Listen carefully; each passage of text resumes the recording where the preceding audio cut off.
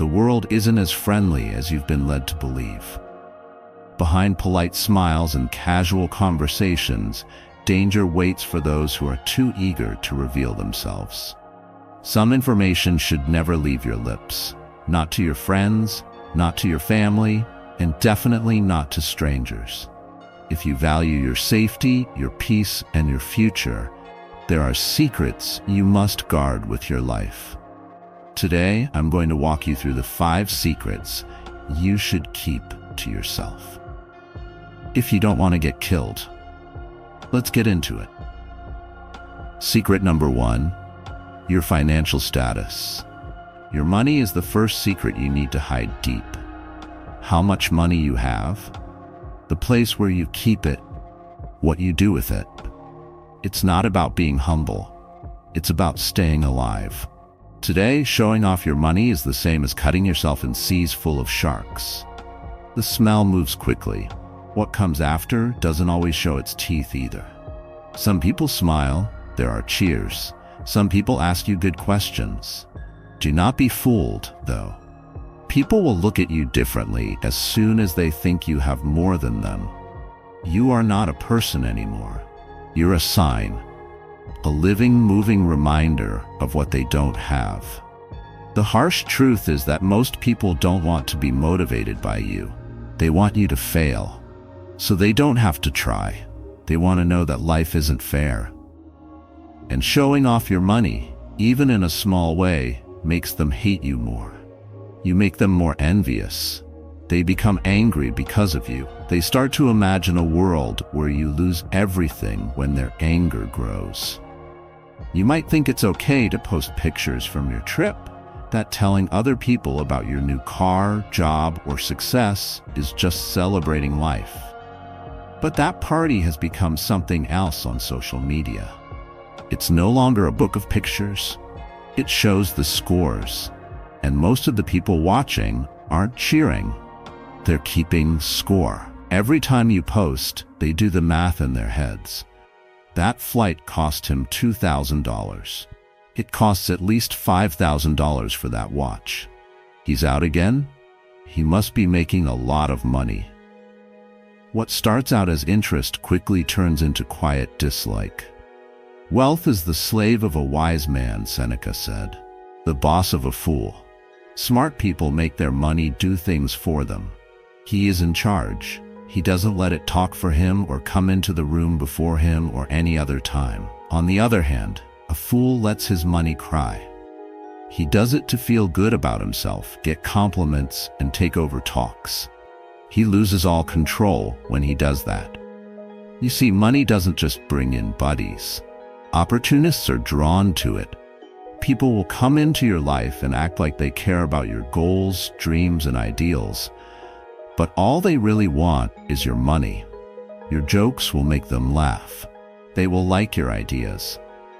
Behind closed doors, though, they're planning how to make money off of your appearance.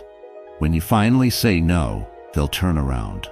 They won't want to borrow money, do favors, or be used. Right away. Because you were never a person to them. You were helpful.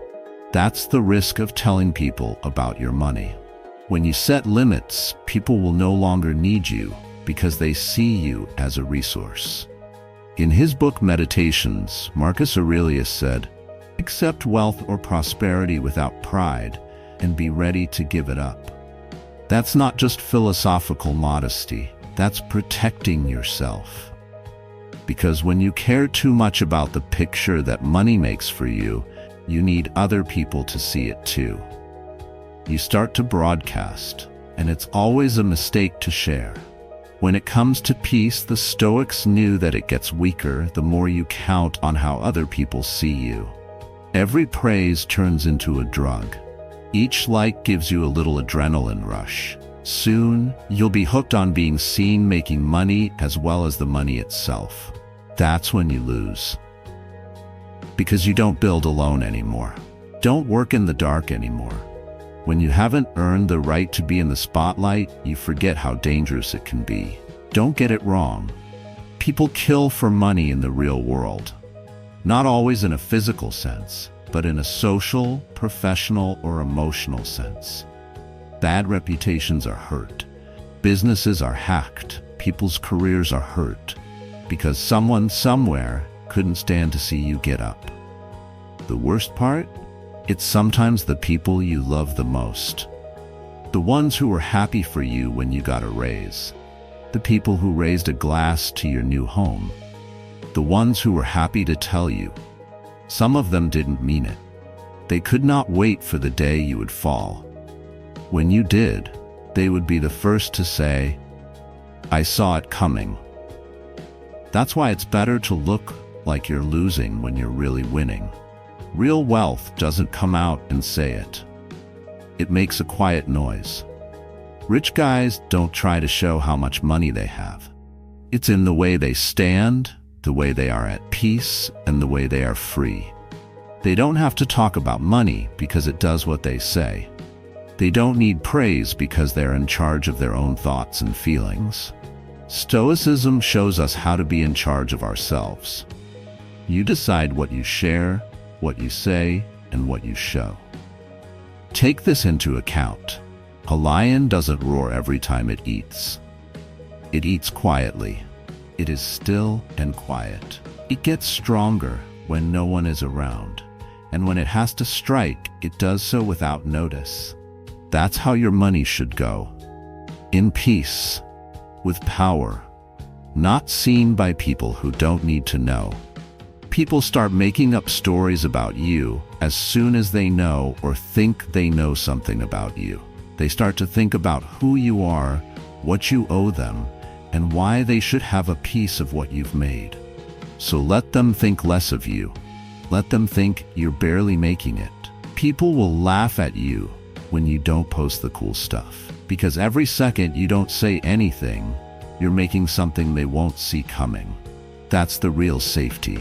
Epictetus said, "Teach every harsh appearance to say, you are just an appearance and not absolutely the thing you appear to be." That is, you don't have to show what you have just because you have it. That level of access is not fair to the world. Don't show off your money. Don't talk more than you know. Do not show as much as you have. Remember that the most dangerous person. Secret number 2. Your future plans. Each goal you say out loud brings in more people who are ready to see you fail. Sharing your goals with others might make you feel motivated, and saying your plans out loud might help you reach your goals. But people who talk don't get anything good in life. Those who finish get something. That poisonous feeling you get when you tell people what you're building is called expectation. And with hope comes stress, close attention, and meddling. All of a sudden, your view is no longer yours. It's up to what other people think about it. They think about it, criticize it, and if they're jealous, they'll quietly want you to fail. It doesn't matter how short your lapse is, they'll be the first to say, "See, I was sure he wouldn't make it." Some people will say things like, "Are you sure that's a good idea?" to try to stop you. That looks dangerous. Why don't you wait a little longer? They're not giving you advice, they're just showing you how scared they are. Their fear, what they can't do. And when you listen to their sounds, you get smaller. Other people will act like they are motivated for just long enough to steal your plan. While you were busy clearing the way, someone else has already started walking on it. That's the cost of being too exposed. When people know about your ideas, they can be used against you or copied. The Stoics had a deep understanding of this. A wise man once said, "Fools say what they know. Smart people know what they're talking about." That taught me more than just how to be humble. It was a tool. Never say more than you know to keep your energy, which is the most important thing, safe. Because your plan loses power when it turns into a conversation. You start to feel good about the response instead of the result. You give up a long war for a short cheer. Epictetus agreed with what was said. Be happy being thought foolish and stupid if you want to get better. He said, why? Because people don't think much of the fool who works alone, forgotten, left alone to build without being harmed. But people will fight against the man who tells everyone where he's going. Every person who knows about your plan is a vote, and most of them will vote for it to fail. Another thing is that if you talk too soon, the process loses its magic. Whenever you work in the dark, alone, and without anyone seeing, you take away from your own power. That quiet makes you smarter. It makes you do the work without any praise. Real discipline, the kind that doesn't need to be approved of, is needed. Some strong things happen when you keep your plans to yourself. You start to feel in charge. You move without telling me why. On your own, you fail. You change without judging. Each step is taken on purpose. You do not need to give anyone information. There's no need to explain your speed. You just put things together, in peace, without stopping. When you succeed, when the dust settles and the results speak for themselves, those same people who didn't believe in you, copied you, or paid attention to you, they will have questions when they get back. That's when you just smile and don't say anything. It's too late by then. Marcus Aurelius was both emperor and philosopher. He ruled a huge kingdom by being quiet and thinking. He wrote, "What stops people from acting moves things forward. What gets in the way turns into the way." He would have been crushed by the weight of 1,000 voices if he had wasted time defending every move and explaining every choice. He knew better, though. He didn't trust the praise, but the process. So don't share your dream, your next big move, or your secret plan the next time you want to. Why do you want to do this? Is it to show something? To feel seen? To be praised? Or is it because you don't believe in yourself enough to move without anyone hearing? Keep your ideas secret like holy books. Keep them safe like gold. The more noise there is, the weaker your eyesight gets. Make people curious about what you're making. Let them think less of you. Then when you're done and no one can stop you, let the sound of your success break the quiet. Secret number 3. Your fears and weaknesses. One strange truth about the world is that some people will try harder to break you if you look weak. These days, society romanticizes being weak, that you should open up, be real, and share your struggles. Vulnerability does have its place, but not here. Not in a world where people take advantage of your weakness like birds do when an animal is hurt. In a world where pain isn't always met with kindness, but with cold calculation, no. When you talk about a fear, a doubt, or an old wound, you're giving someone a gun that's loaded and believing that they won't pull the trigger. You believe you're getting through, but some people are building up. They use your pain against you like a weapon. They calmly wait for the right time to come along. They hit when you're high, when you're doing well, and when you can finally breathe easy. Talk about it, with ridicule, with breakup. Because you gave them the weapons. They got in because you let them. You believe they were interested. Marcus Aurelius, the ruler of the Roman Empire that could have fallen, said in Meditations, "If you are troubled by something outside yourself, the pain is not from the thing itself, but from how you think about it. You can change this at any time." People today forget what he knew. Your fears only have power if you give them to them. You have to give them air for them to live. They can only grow if you pay attention to them. Your pain, fear, and worry are not sins, but they're not money either. People won't respect you if you bleed in public. When you tell people you don't trust about your weakness, you don't get stronger. You give them a map to destroy you. That's why you have to bleed in silence. Heal in the dark. Take care of yourself behind closed doors. It's best to do it at the gym, alone, when your body is yelling. Write it down in your journal when your thought is running wild, and only you will be able to read it. Doesn't mean you're weak. It means you're building power that doesn't need to be seen. Epictetus, who was a slave and then a master of the mind, said it best: be quiet most of the time and only speak when you have to. He didn't mean to keep your shame inside. He was going to watch it, to keep it safe from people who don't always deserve to see how bad things are inside you. Not every person can be your doctor. Not every person is your brother. Also, most people are not on your side, especially if they smell blood. So don't share too much. Don't put yourself out there in a world that is already cruel. You don't have to tell anyone why you're having a bad day. If you're feeling lonely, quiet, or hurt, you don't have to say why. You can choose to remember some fights. Being a sore spot is not a beautiful trait. True strength, the kind that lasts, is gained by being alone. It was made for those lonely times when you want to scream but don't. When you really want to fall down but choose to get up anyway. That moment when you want to be understood, but choose to stay strong instead. You'll feel alone, you'll need to talk, you'll want someone to help you feel better. But don't mix up wanting with being clear, because most people won't be able to hold your weight. They'll just drop it and step on it when you're not careful. You will miss being with other people.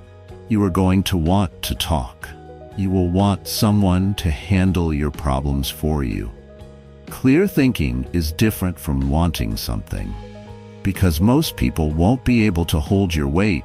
They'll just drop it and step on it when you're not looking. Because you're not by yourself. There are others who are controlled, quiet, and focused like you. We don't need sympathy. We need electricity. People shouldn't be looking at us. We want coats. Secret number 4, your family problems. Talking about your own blood hurts your case more than anything else. Nowadays, every fight is turned into a social media story, every failure into a blog post, and every family flaw into something fun to watch. But here's the harsh truth. When you say bad things about a family member, like a parent, a brother, a partner, or even a child, you hurt your own reputation as well. You might think you're right. You could feel lied to, abandoned, or hurt. But the more people hear about it, the less they see the betrayal, and more they see you as the issue. Strangers will judge you, and they won't understand what's going on, but they'll be happy to turn your pain into a joke. And people will keep bringing bad things about your family name. They will change the way they look at you. The stain will stick to you too, making you feel guilty by connection and ashamed by revelation. He said, when you wake up in the morning, think of what a gift it is to be alive, to think, to enjoy, and to love. He didn't say love is simple, especially when it comes to family. He knew that love needs to be held back sometimes. That honor isn't always loud, and that quiet isn't always the best way to protect what's holy. Our family is a big part of who we are, whether we like it or not. We show a part of ourselves when we talk about their flaws. People think you're telling them how they hurt you, but what they're really hearing is that your bottom is broken. People don't offer support in a cruel world because they see weakness, and failure is a chance. That's why you need to fix what you can behind closed doors. Talk about those private things in secret. Try to understand, not get attention. Fix what can be fixed and learn how to separate, but don't disrespect. Epictetus said, don't explain your ideas. Take it on. It's not just ideas that follow this rule, it's also ideals. You shouldn't teach things like loyalty, patience, and discipline. They are meant to be used. And when your family fails you, when they let you down, when they become hard to love, your silence says a lot. It doesn't mean you let abuse happen. It doesn't mean you forget about your pain. It means you protect what's to come. You start a fire that will one day burn you when you tell someone about the problems in your family who hasn't won your trust. They'll remember more than just what your dad did. They'll remember that you were the one who told them about it. They won't only judge your brother for failing. They'll be confused about why you told them about it. There is a lot of power in being quiet, something tough, something good and right. It says, I could talk, but I'm not going to. They could be found out, but I'd rather keep what's left safe. You're not weak because of that. That makes you strong, because getting even is simple. We rarely use restraint. A man is as unhappy as he thinks he is, Seneca once said. Talking out loud about the bad things that happened in your family will never make the pain go away. You'll keep giving it food. Your identity quickly turns into the problem, not the answer. Stop the next time you want to tell someone what your mom did, what your cousin said, or how your family let you down. What do you gain? What do I lose? That's more important. When someone betrays you, sometimes the best thing you can do is say nothing. To work quietly on making something better, to change into the person they couldn't be. Let your strength get back at them. Be the roar with your quiet. We don't air dirty stuff here. We bury it, burn it, and then use the ashes to make something better. Now, for the last secret, the one that most people don't even know they should have kept. Secret number 5, your good deeds. In this world, good acts die as soon as they're shared. Once a holy act of the soul, kindness is now a business strategy. Kindness has changed into contentment. Now we get praise mixed up with meaning. You post it to help a stranger, you give money and tweet about it. When you donate, the picture of you doing it goes straight to your Instagram story, along with a fake humble caption. However, the truth is that it's no longer about the act when you talk about your kindness, giving, or charity. It's about you. It stops being good when it's about you. Seneca said it best. A good deed should be done on purpose, not to get attention. If you want attention, you're not helping. You're just putting money into your image. That's not being good. That is ego on the outside. Being good doesn't need to be seen. People don't need to follow it. It's not trying to get likes. It does not have any hashtags. It is what it is.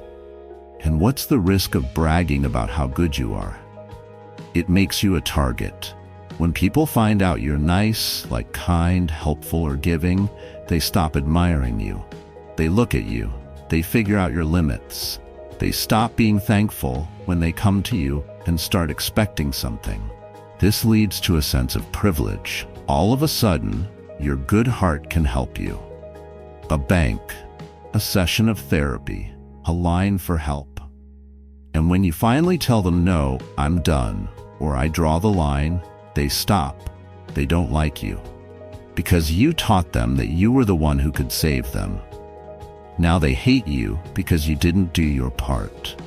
When you have done a good deed and another has received it, why do you look for a third thing besides these? Credit for the good deed or a return? Marcus Aurelius, who ruled the Roman Empire and still had time to think about his own soul. A good deed is valuable in and of itself. He was telling himself and us this. Not in the sound it makes, not in how loud other people clap, not in how fast everyone is aware of it. Because real kindness can't be seen. It lives in the dark where no one can see it. It means buying someone food without them knowing. It means checking up on a friend when no one is around. It means keeping the door open, complimenting someone, and being present, all without a camera in sight. You protect your goodness when you hide it. You keep yourself safe. There is no way for the users and manipulators to get to you. They are watching, waiting, and looking for easy targets. Cleanthes was a Stoic who was often overlooked by greats like Zeno and Chrysippus. He thought that virtue was quiet strength, not loud noise. He told them not to talk about how good they are too much because it makes the soul weak. And when you lose your soul, what you do turns into business, not a word. It's powerful to do something lovely and not tell anyone about it. That power makes you more disciplined. It helps you focus on your goals. It keeps your pride in check. Being kind becomes holy when no one sees it. You're not in need of approval. There is no need for a crowd. You start to be your own witness. That's when character really comes into its own. So the next time you do something honest, kind, or helpful, don't feel like telling everyone about it. Don't let praise poison your soul. Take the moment with you when you die. Let the person you helped tell the story. Watch how free you feel as the light you gave out never comes back to you. And if you've done that wrong thing before, if you've used your good works to get someone to like you or feel good about yourself, forgive yourself. We've all done it.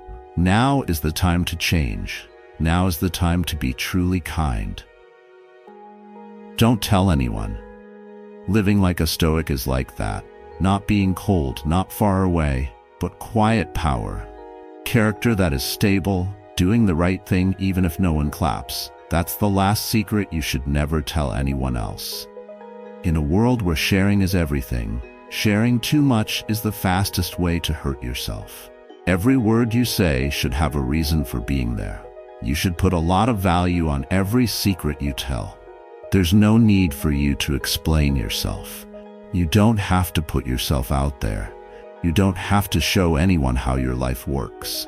They had one rule. If you master yourself, nothing else can. Do not talk anymore. Think about it. Watch what you say to protect your life. Remember that the quietest person in the room has the most power.